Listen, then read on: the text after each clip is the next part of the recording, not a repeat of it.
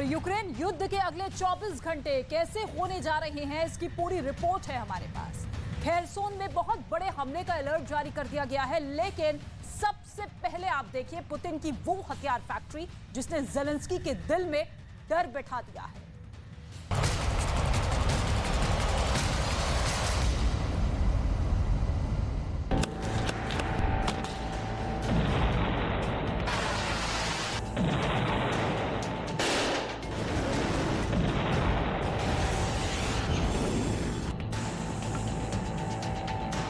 Putin ने tank मांगा, रूस की सेना को टैंक मिला। पुतिन ने ड्रोन मांगा, रूस की सेना को ड्रोन मिला। पुतिन ने मिसाइल मांगी, रूस की सेना को मिसाइल मिली। पुतिन ने मांगे 3 लाख सैनिक, रूस में फौरन नई भर्ती शुरू हो गई। पुतिन ने जो मांगा है, पुतिन को वो मिला है और अब पुतिन की हथियार वाली फैक्ट्री 24/7 काम कर रही है। पुतिन की हथियार फैक्ट्री देखिए, इसमें टैंक भी बन रहा है, इसमें मिसाइल भी तैयार हो रही है, इसमें ड्रोन भी बन रहे हैं और इसमें बम और गोला बारूद भी तैयार हो रहा है। इस फैक्ट्री में एक बड़े मिशन मोड पर काम चल रहा है। पुतिन यहां जरा भी देरी नहीं चाहते। पुतिन यहां हफ्ते के 7 दिन और दिन के 24 घंटे काम करवा रहे हैं।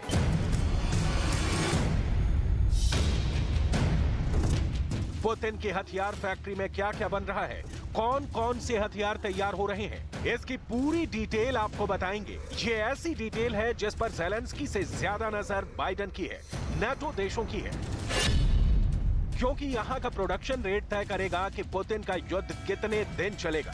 पुतिन इस रेट को 100% वाली गारंटी से बरकरार रखना चाहते हैं। हथियारों का प्रोडक्शन बढ़ा और असलहा तेजी से तैयार हुआ तो पुतिन ज्यादा दिन तक युद्ध कर पाएंगे। हथियारों का प्रोडक्शन थमा और गोला बारूद कम तैयार हुआ तो पुतिन का युद्ध और उनका नाटो के खिलाफ एजेंडा औंधे मुंह गिर जाएगा। पुतिन को अपने हथियारों की फैक्ट्री की पल पल की अपडेट चाहिए। पुतिन की नजर फैक्ट्री के उत्पादन पर है। पुतिन की नजर हथियारों की लॉन्चिंग और उससे थर्राते यूक्रेन के शहरों पर भी है। पुतिन नहीं चाहेंगे कि उनका प्रोडक्शन रेट गिरे, वो नहीं चाहेंगे कि हथियारों की फैक्ट्री खामोश पड़े, पुतिन नहीं चाहेंगे कि यूक्रेन पर उनके हमलों की रफ्तार थमे। पुतिन इस वक्त बहुत गुस्से में है। Построена таким образом, чтобы ничего не мешало нам добиваться конкретного, нужного всем результата. При этом такая работа должна быть системно выстроена. Например, पुतिन दिन रात अपनी हर फैक्ट्री की खबर लेते हैं और इसलिए उन्होंने रूस की सुरक्षा परिषद के उप प्रमुख दिमित्री मेदवेदेव को एक ऐसी ही फैक्ट्री में भेजा जहां टैंक बनाए जा रहे हैं। दिमित्री मेदवेदेव जो रूस के राष्ट्रपति भी रह चुके हैं, पुतिन के सबसे खास लोगों में माने जाते हैं। पुतिन के इस बहुत ही भरोसेमंद लीडर को यूक्रेन वाली स्ट्रेटजी का बहुत अहम हिस्सा कहा जाता है। मेदवेदेव ने रूस की टैंक फैक्ट्री का जायजा लिया और दावा किया कि रूस की टैंक पावर कमजोर पड़ने वाली नहीं है। Уралвагонзаводе. Смотрим, каким образом сейчас организовано производство танков.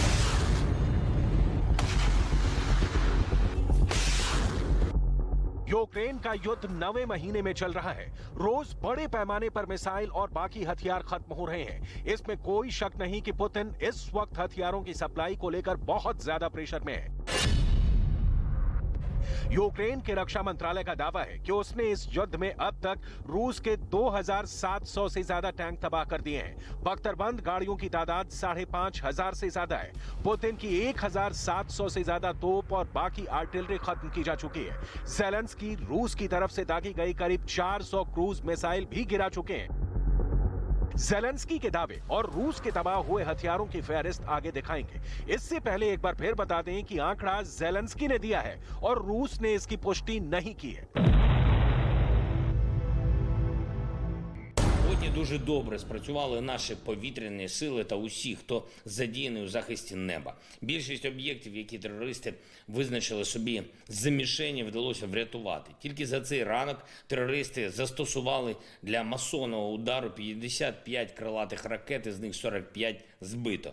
Я дякую за цей результат всім командуванням повітряних сил Південь, Північ, Схід та Захід та усім підрозділам Сил оборони, які задіяні для захисту нашого неба. Плюс сьогодні збито ще 4 російські вертольоти, 3 ударні К-52 і 1 Мі-8. Звичайно, ми будемо і надалі посилювати нашу протиповітряну оборону. तमाम विमानों के क्रैश और टैंकों पर मिसाइल हमले से लेकर बड़े बड़े धमाकों के बीच आगे की फेहरिस्त देखिए, जिसमें यूक्रेन के रक्षा मंत्रालय का दावा है कि उसने इस युद्ध में अब तक रूस के 390 मल्टी रॉकेट लॉन्चर तबाह कर दिए हैं, 198 एयर डिफेंस सिस्टम भी तबाह कर दिए हैं, 4000 से ज्यादा मिलिट्री व्हीकल, 16 नेवल शिप तबाह कर दिए गए हैं। यूक्रेन रूस के 277 फाइटर जेट भी गिरा चुका है और उसके 250 से ज्यादा हेलीकॉप्टर भी तबाह हो चुके हैं। पुतिन को होने वाले नुकसान का अंदाजा इस वीडियो को देखकर लगाइए, जब जेलेंस्की की एयर डिफेंस मिसाइल ने पुतिन के एक फाइटर जेट को मार गिराया। पुतिन का फाइटर बहुत नीची उड़ान भर रहा था। पायलट को यकीन था कि उसका कुछ नहीं बिगड़ेगा। ये है रूस का बॉम्बर फाइटर सुखोई 25।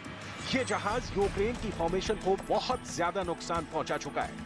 अचानक इस विमान से एक मिसाइल टकराती है और इस फाइटर का मिशन ओवर हो जाता है। पायलट एजेक्ट करता है, यानी वो सीट समेत पैराशूट के जरिए विमान से बाहर आ जाता है। जब पायलट पैराशूट से नीचे आ रहा होता है, तब एक दूरी पर विमान को गिरते हुए और आग के गोले में तब्दील होते देखा जा सकता है। रूस को अभी तक जो नुकसान हुए हैं, उसमें हर तरह के विमान हैं। इनमें फाइटर जेट भी हैं और अटैक हेलीकॉप्टर भी और ड्रोन भी हैं। विमानों में सुखोई 24 से लेकर सुखोई 25 और सुखोई 27 विमान हैं, जबकि आधुनिक जेट्स में सुखोई 30 से लेकर सुखोई 34 से लेकर सुखोई 35 विमान भी हैं। हेलीकॉप्टर में रूस ने अपने पुराने Mi-35 से लेकर नए और बहुत आधुनिक कमोव 52 हेलीकॉप्टर्स का भी बहुत नुकसान उठाया है। पुतिन को पता है कि पूरी दुनिया में इस वक्त ये चर्चा हो रही है कि यूक्रेन में युद्ध की वजह से रूस के हथियारों का जखीरा खत्म हो जाएगा। पुतिन को यूक्रेन में चल रहे युद्ध की हर बारीक रिपोर्ट दी जा रही है और इस पर पुतिन का फीडबैक एक ऑर्डर की तरह माना जा रहा है। पुतिन के रक्षा मंत्री और उनके ऑर्डर को शब्द ब शब्द लागू करने वाले सर्गेई शोइगु ने रूस के सभी कमांडर्स की मीटिंग ली और स्क्रीन पर बड़े बड़े हथियारों को दिखाकर अपने सभी जनरलों से रिपोर्ट्स मांगी। रूस इस वक्त यूक्रेन को सप्लाई किए जा रहे हथियारों को लेकर भी बहुत फिक्र में है और वो इस मीटिंग में साफ नजर आई। Европейские страны демонстративно игнорируют элементы ядерного шантажа со стороны украинской власти, например, провокации в отношении Запорожской атомной станции. Зная о попытках Киева создать грязную ядерную бомбу, а также готовности разместить на своей территории ядерное оружие стран НАТО, недавно президент Украины призвал страны Запада нанести превентивные ядерные удары по России. इन तमाम खतरों के बीच पुतिन का दावा है कि ऐसी सभी कामनाएं नाकाम साबित होंगी और रूस का हथियारों वाला गोदाम हमेशा पूरी कैपेसिटी के साथ भरा रहेगा। पुतिन का कहना है कि फौज को जो पसंद है, फौज जिस हथियार से बेहतर तरीके से लड़ सकती है, उसे वही सप्लाई किया जाए।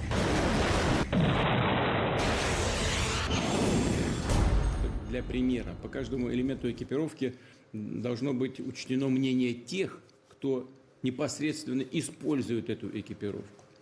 Тех, кто понимает, как она на самом деле выполняет ту функцию, ради которой она создавалась. Имея в виду и снаряжение, и медицинскую аптечку, и любые другие предметы. यूक्रेन युद्ध में जेलेंस्की नए हथियार दिखा रहे हैं और पुतिन उन आधुनिक वेपन सिस्टम को बहुत ही तैयारी के साथ खत्म भी करते जा रहे हैं। इसमें कोई दो राय नहीं कि जेलेंस्की के लॉन्ग रेंज वाले हथियारों ने रूस को बहुत ज्यादा नुकसान पहुंचाया है। रूस का रक्षा मंत्रालय ऐसे ऑपरेशन के वीडियो भी जारी कर रहा है जिसने यूक्रेन के लंबी दूरी के हथियारों को तबाह किया है। इस ऑपरेशन में रूस के सुखोई 25 फाइटर जेट के साथ कमोव 52 भी इस्तेमाल किए गए, जिनकी हवाई बमबारी में ज़ेलेंस्की के कई अड्डे उड़ गए। साथ में मल्टी बैरल रॉकेट लॉन्चर से भी बारूद की बारिश की जा रही है। इन हथियारों से ऐसे अड्डों को टारगेट किया जा रहा है जहां पर ज़ेलेंस्की के लॉन्ग रेंज वाले वेपन सिस्टम रखे गए हैं। पुतिन के सामने चैलेंज ये भी है कि वो अपने हथियारों की क्वालिटी से समझौता ना करें। Касается и самого вооружения, которое должно постоянно, непрерывно совершенствоваться и оставаться эффективным. Для этого, повторю, важно обеспечить активную конкуренцию производителей и разработчиков. पुतिन के सामने चैलेंज छोटे हथियार तो हैं ही, रूस को तो नेटो से भी मुकाबला करना है और इसके लिए उसकी तैयारी अव्वल दर्जे की होनी चाहिए। यही वजह है कि पुतिन को अब नई और आधुनिक मिलिट्री सैटेलाइट भी लॉन्च करनी पड़ रही है। ये रूस का सोयुज रॉकेट है जिससे मिलिट्री सैटेलाइट लॉन्च की गई है। ऐसे सैटेलाइट उसे यूक्रेन युद्ध में कई गुना फायदा पहुंचाएंगी। इसका पुतिन को पूरा यकीन है। हालांकि मौजूदा चुनौती लगातार ड्रोन सप्लाई की भी है और ज़ेलेंस्की भी समझ गए हैं कि रूस के पास अपने ड्रोन कम पड़ गए हैं, तभी उन्होंने ईरान का रुख किया। Ще гірші показники у Росії по дронах, зокрема, і по тих, які поставили їм спільники з Ірану. І це бачить світ. Бачить, що колишня друга армія світу вже навіть не 22-га за своєю ефективністю. А ми зробимо все, щоб пішла вона взагалі у другу сотню. І це буде. ज़ेलेंस्की इस वक्त पुतिन के हर हिटमैन को ठिकाने लगाने में बिजी हैं। उनका दावा है कि पुतिन के हर हिटमैन का जवाब उनके पास है और वो इस बार बहुत ही खतरनाक मूड में है। ज़ेलेंस्की के टारगेट पर इस वक्त पुतिन के 4 हिटमैन हैं। पहला हिटमैन शाहिद 136 ड्रोन, दूसरा हिटमैन पुतिन की KH-59 guided air missile, Putin का तीसरा हिटमैन कमोव 52 अटैक हेलीकॉप्टर और चौथा हिटमैन है पुतिन का सुखोई 25 फाइटर जेट। यूक्रेन को मिले एयर डिफेंस सिस्टम अब रूस के इस फाइटर के लिए यमराज साबित हो रहे हैं। रूस का सुखोई 25 बॉम्बर नीचे उड़ते हुए यूक्रेन की फौज पर जबरदस्त बमबारी करता है और इसी वजह से ज़ेलेंस्की की फौज कई फ्रंट हार चुकी है। ऐसे ही विमानों को अब यूक्रेन में बहुत संभल कर उड़ना होगा, क्योंकि वो नॉर्वे और अमेरिका के बनाए गए नेसम सिस्टम की मिसाइल का आसान निशाना बन सकते हैं। ज़ेलेंस्की की फौज अभी तक बाहर से सप्लाई किए गए जो एयर डिफेंस सिस्टम इस्तेमाल कर रही है, उनमें सबसे ज्यादा दागी गई मिसाइल स्टिंगर है, जिसने रूस के हेलीकॉप्टर्स और नीचे उड़ने वाले जहाजों को बहुत नुकसान पहुंचाया है। यही वजह है कि अब ज़ेलेंस्की ने उन इलाकों में ट्रेन चलानी भी शुरू कर दी है जहां पुतिन के हवाई हमलों ने रेलवे नेटवर्क को नुकसान पहुंचाया था। ये खार्कीव और ओसीनेवो शहर के बीच चलने वाली ट्रेन की तस्वीरें हैं। रेलवे ट्रैक ठीक किए जाने के बाद यहां यूक्रेन में कुछ पॉजिटिव नजर आने लगा है।